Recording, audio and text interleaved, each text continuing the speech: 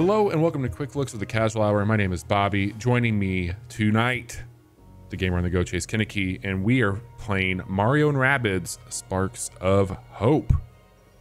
I am so excited to show you this game. I'm excited to see it.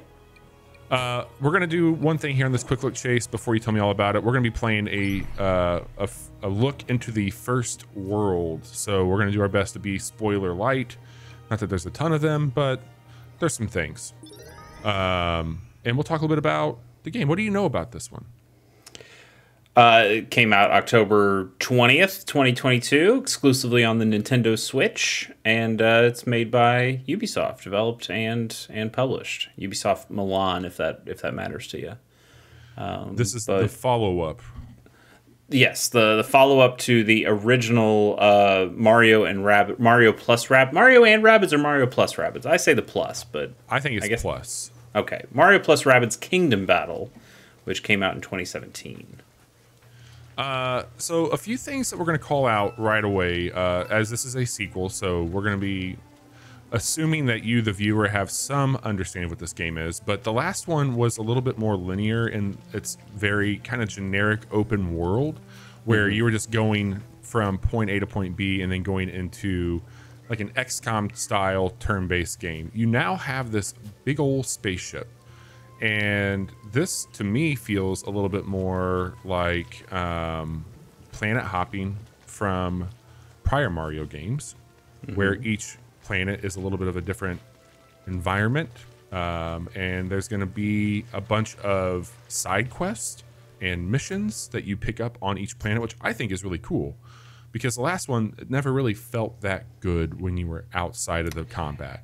It felt more, it kind of felt more like a traditional Mario game where, yes, there's an overworld, but you're really just choosing levels from that overworld. Or I mean, you weren't necessarily choosing levels in Kingdom Battle, but you were moving around this more sparse board and things would kind of happen.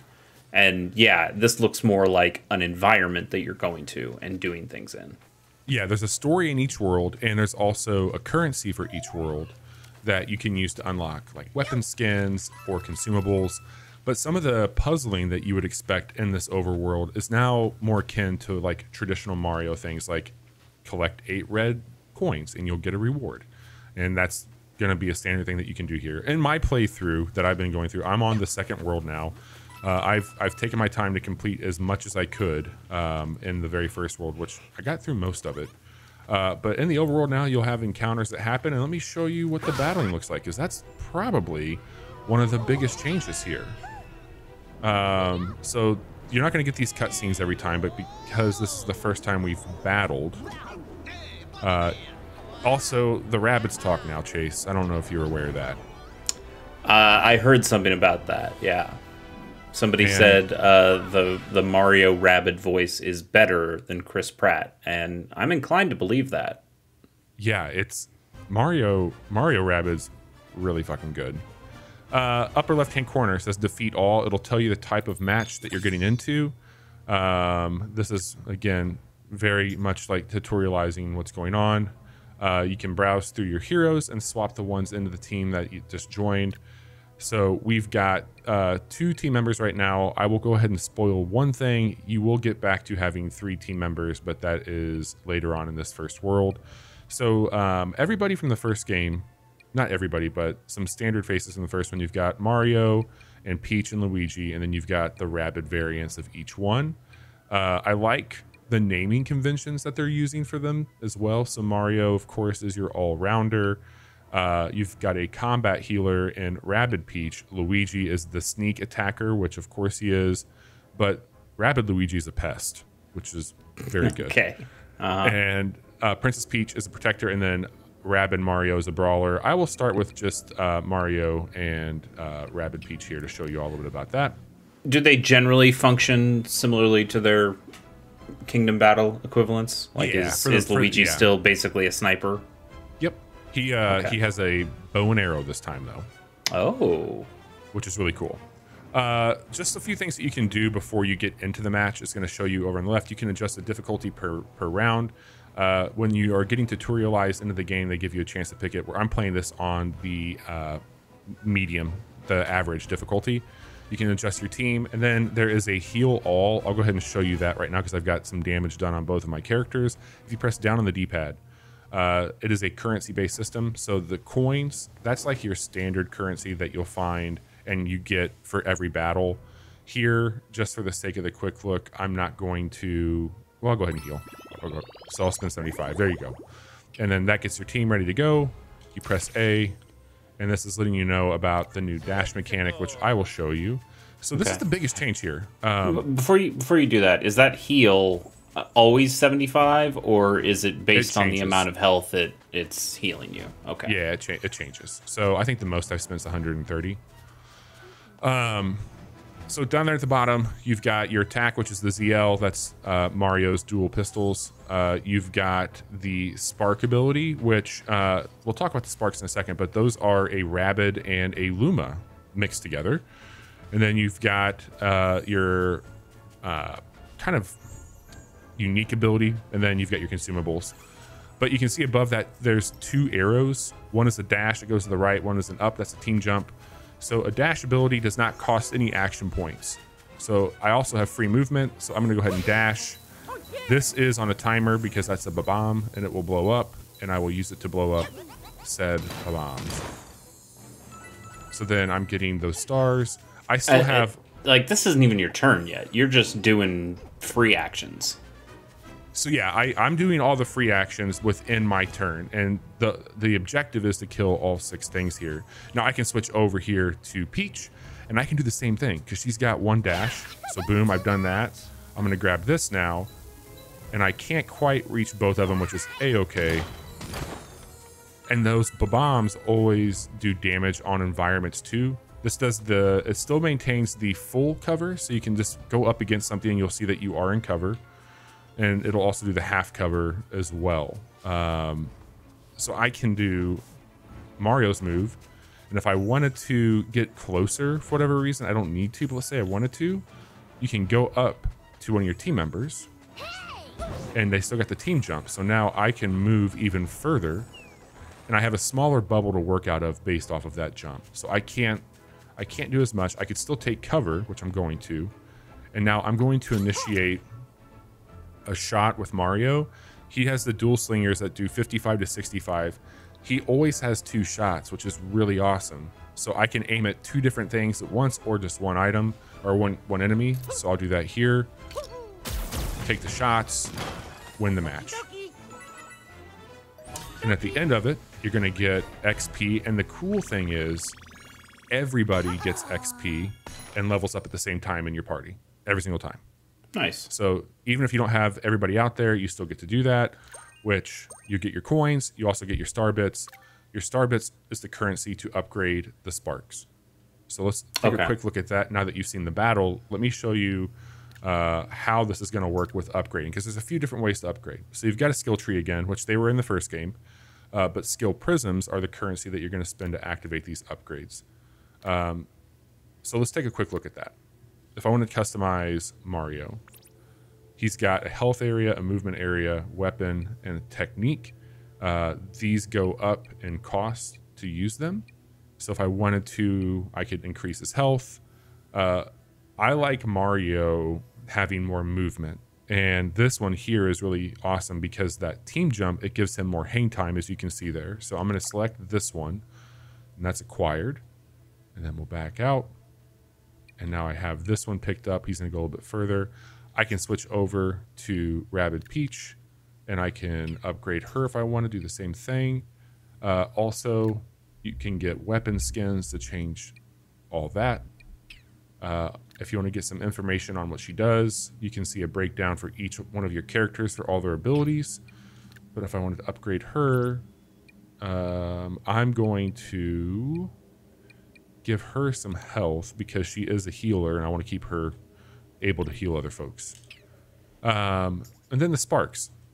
Arguably the biggest change in the game is adding in a mechanic for the sparks, and each one of these can be interchanged in between all of your characters. So you're going to be collecting a lot of sparks throughout your play, and each one of them has a different ability. So this one that Mario has, allies within a range deal 20% more damage with attacks and movement abilities. Incoming physical damage is reduced by 15%. Luigi has the reflector. 20% of the damage intended for the hero is redirected towards the enemy. Pretty cool. So let me switch my team out, and I'm going to put Luigi out here with us so you can see some of his actions. And you can change your team up as much as you want to. Mario, this time around, does not have to be in your party. So some people... And also those sparks can be put on anybody, right? Like you don't... Yeah, for sure. Okay. There is a system. I mean, we've talked about it on our podcast before, but I think I mentioned like the materia system in Final Fantasy VII, but also something like the Djinn in Golden Sun, where you can just set those to any of your players, and it actually feels more like the Djinn because those had like passive buffs that they would give you as well as the active abilities that they can do. There's a really good visual cue here. The UI I've been really happy with in this game. So I'm at the perimeter here of like how far Mario can go. If I come back towards Luigi, you're gonna see that yellow line. That's letting me know that I'm in proximity with somebody that I can do a team jump with. And that's just letting you know, like, oh yeah, you can do that jump there. So what I'm going to do is, just for shits and giggles, I'm gonna activate my Spark, which is the turbocharge. So now we're going to be doing more damage both on our movement and our shots. And I'm going to leave that guy alive to show off one other thing. So I'm not going to... Yeah, we'll do it this way. So I'm just going to shoot to show you how I take 2 shots with Mario. So there's 1 and 2. Not bad. Pretty slick. Yeah. Not bad at all. Now, after you shoot, you can't move. That's the one thing I'll call out here. So once you take your shots, you're done. Sure. In Mario, like even if I take a shot, you could do these other things. But because I did the spark for him, it's not going to let me do anything else. So I'm gonna switch over to Luigi, and I am going to not take the shot, but I'm gonna try and do an Overwatch ability. And activate that, the Steely Stare, because you get a really cool animation. So now he's in Overwatch. I'm going to go ahead and end my turn, and I believe that enemy... Oh, that's the other thing. If you press the left stick in, you go into I think it's Bebo. Over here, I can press A, and you can get a breakdown of all the enemy types, what they're weak to, because there is going to be different types of like fire... water, spark, ooze, all kinds of stuff that you can use to damage enemies even more so. Okay.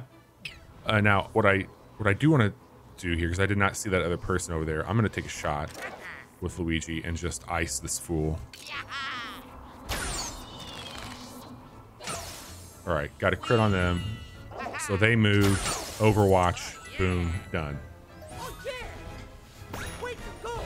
It's good. It looks good. It looks more freeform than the first game. The first game, it was, I mean, it was kind of on like an invisible grid. You had certain amounts of steps that you can take with different characters. It felt more like an XCOM kind of game. Whereas this game, having that more freeform movement and like the big circles. You know, when you first described it to me before I saw it in action, I was thinking it was like there's an indie tactical game called Skulls of the Shogun that is that's made by, is it Team 17 or 17-bit? The people who made Galaxy. Before that, they made a tactical game called Skulls of the Shogun that was relatively similar in that you would move your units and they'd have circles for their attack ranges, but this is like there's even more freedom here with all the free action stuff and the being able to move in this circle a bunch and do a bunch of different things without ending your turn. I think that's pretty cool. There's a lot of neat stuff it looks like you can do with that. I want to say it, like, I was a little on the fence because I really appreciated that it was a bit more XCOM, and when I heard that they were changing this up, I'm like, wow, that sounds interesting. But the more that I've like played it, this approach to like the strategy that you can do here on moving pieces around, like where do I want people to end, where do I want people to begin, it's really fascinating, and I'm having such a good time with it. We're doing an actual, like, one of the story bits here, so I'm gonna get through this really quick. This is just killing 8 enemies. We're gonna take out some of that cover.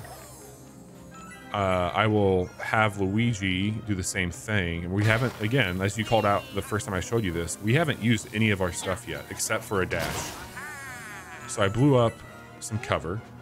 I can move Luigi over here to still have cover because he can play a little bit further back. And Mario has the same range, but I could probably do this and team jump him. We're going to cross this gap, and I'm going to end up right here with him.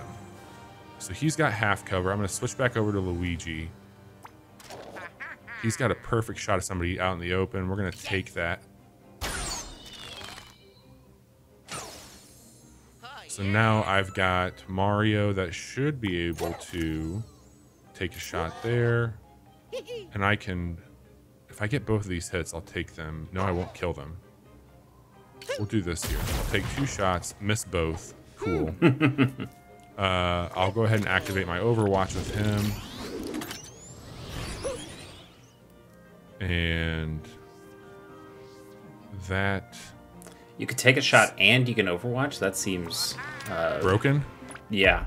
Yeah, because I'm going to do the same thing with Luigi back here. So I've got I know in the first game also had Overwatch abilities, and eventually there would be enemies that wouldn't be affected by Overwatch because I think they like dug into the ground and then would pop up in other places.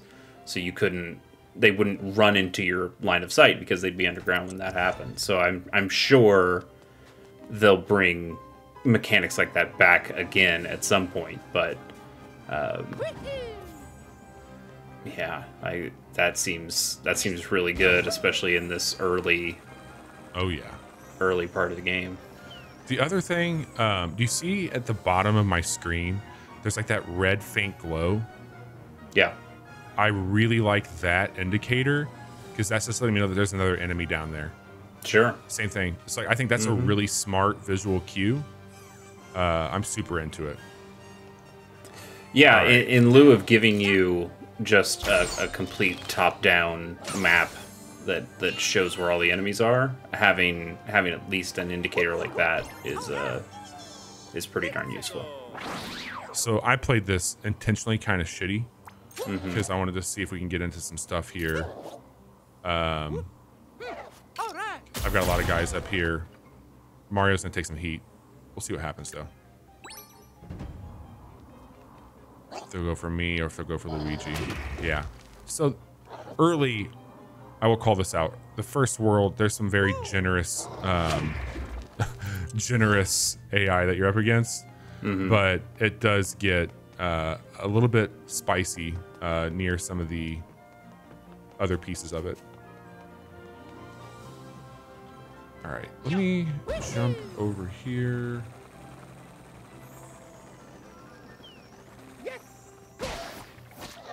Do a little hit on him.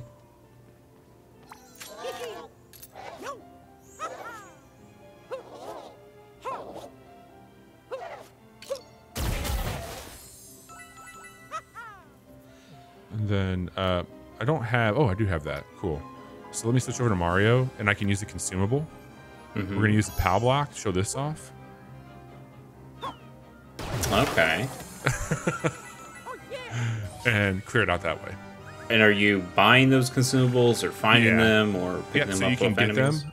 Yeah, I will show you really quick because that's a great segue. You'll get some of those. I just got a planet coin as well. So that was one of the first missions that we did where it had that. There is a vendor that you'll find. We're going to head over here and chat with them. So this is SalesBot 9.99 plus tax. And when we get in here, here's all the consumables. They're going to be indicated by that like ongoing currency, but then these are all the items that you can buy with the world currency for this area that you're in. And you get this just by doing story missions. And you'll find like, so if I get all 8 of those coins, I'll get another one.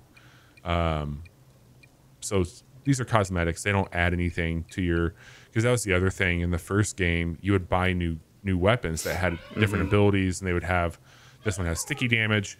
That's all being done now by all of the sparks. Okay, so you're never going to upgrade equipment. You just have what you have. Yeah. Weapon skins, that's it. So you can put the skins on them, which will make them look kind of how they did in the first game. And they have like a name on it and shit like that. But the sparks are really, and that's why they give you so many of them. Like on my playthrough now, I think I have probably like 12 sparks already. Can you only put 1 spark on one character at a time? One spark on one character. This is over your items. So like the mushroom is a HP increase. Again, team loadout, heroes, more information on it. I'm loving it. And like I kind of figured I would. Even if it was just more of the first game, I would have been happy because I really, really dug that. But the updates that they've done to this across the board, it just feels so much more fleshed out.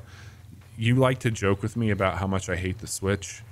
And I've been very open about like it's gotten long in the tooth on some of the hardware stuff, but this game runs and looks beautiful. It just functions so well. They've done a great job with it.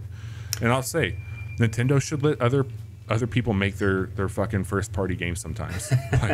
Like, they've gotten better about that. Yeah. But yeah, it's still a rarity. But yeah, we've seen what was the Hyrule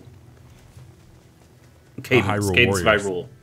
Cadence of Hyrule is the one I was talking about. Yeah. But yeah, that one as well. Koei Tecmo has certainly gotten to use some of their properties, and then you certainly have Ubisoft here getting to do stuff with Mario. So I see Lumas, I see Starbits. Is this just is the tactical Mario game that is aping Galaxy, or there's a lot of Galaxy in this one? Okay. Have you seen anything else? Like, have you seen some Odyssey stuff in here? Or have you seen no, I haven't seen that. Cat Mario anywhere? No, I think that this one's really aping on Galaxy, especially like that's what I was alluding to earlier. I'm like, oh, you go to these different planets, and like those planets felt very different. And I think that's kind of what's happening here. Also, this is a giant rabbit. Yes, it is. That's Augie. He's really cool. You'll like this first area. It's all based on like Greek shit. Okay. There's a really cool like storyline that happens with him and his family, and you're trying to make sense of it. And he's got like there's one of his bindles down there. That was the old lighthouse. He's got a big slice of pizza somewhere. Oh, there's one of his trophies over there in the water. It's really cool. It was a really fun story to go through and kind of help him out. Hey, speaking of, what is the story here? Why is Mario back with the Rabbids? What's happening? They never left. They just kind of stayed hanging out after the first one. Okay. And there's this black goop that you're seeing everywhere. So there's do you remember what was that game that you and I played last year? Heart Machine made it.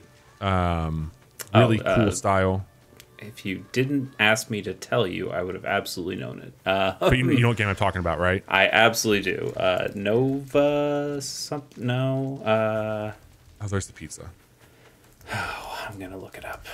That's fine. While you're doing that, what happens is Solar Ash.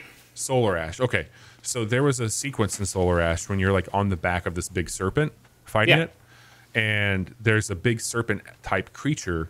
It's very, very Heart Machine-esque, the creature that's putting this black goo everywhere, and you're on its back fighting off some of its things, and that's kind of what's led you on this cosmic journey, this cosmic gumbo. Black goo. Seems like you should get Flood to come in here and take care of some of that. You would think so. But that's kind of what's up on this one. So you're going around trying to undo some of those things. But yeah, man, this has been... I don't think I can get on the ship right now. Oh, yeah, I can. Cool. When you're on the ship, you'll be able to travel to the next locations once you get the the Darkness tentacles. Good. You need to defeat Darkness tentacles to get these Darkness crystals, and each area is gated by those. But then you can go back and forth.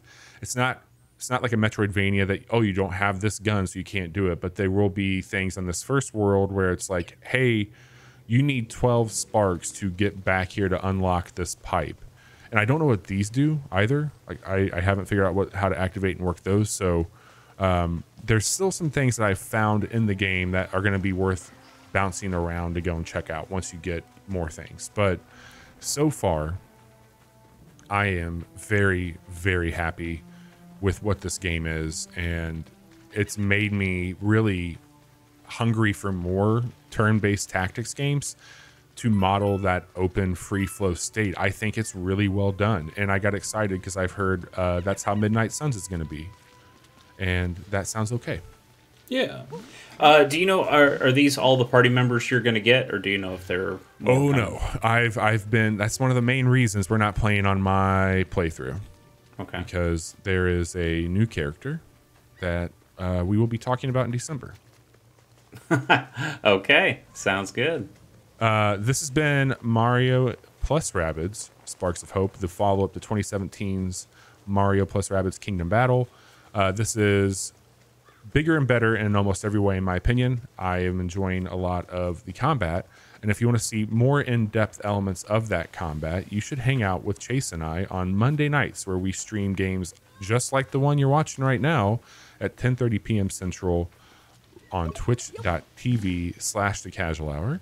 We also record a podcast on Wednesday nights at 10:30 and talk about the video games, much like this one.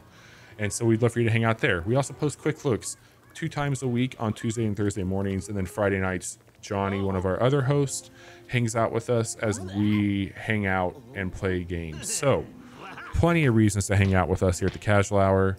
Would love to have you around. Chase, thanks so much for checking this out. I was excited to show it to you, and I can't wait to stream it with you on Monday. Yeah, looking forward to it.